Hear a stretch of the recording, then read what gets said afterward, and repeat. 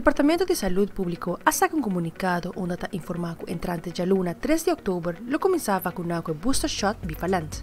Vai introduzir a vacuna bivalente como booster shot. Aqui está uma vacuna que está incorporar dentro de diferentes variantes de Omicron, que está COVID, que está vírus que está circular, mais rápido. Jurat Cruz de DVG também a informar que há cambio para o grupo de idade que por vacinar com booster shot. Anteriormente, unicamente pessoas de 60 anos para arriba estavam por a 2 booster shot.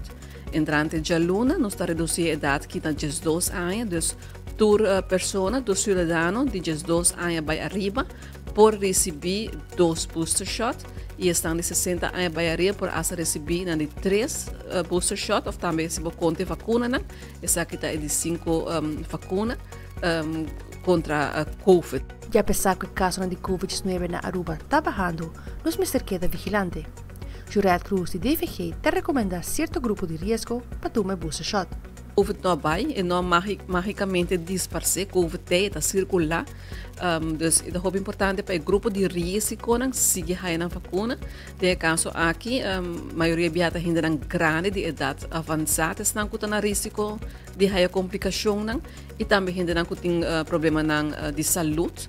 Onde que não saúde está complicada, saúde está débil para diferentes maleza que não portem e também mais claro estão que trabalham no setor de cuidado, que o biata vindo em contato com outra pessoa também, nós está aconselhando não também tomar a vacuna aqui. Onde e que hora por passa vacinar com booster shot bivalente?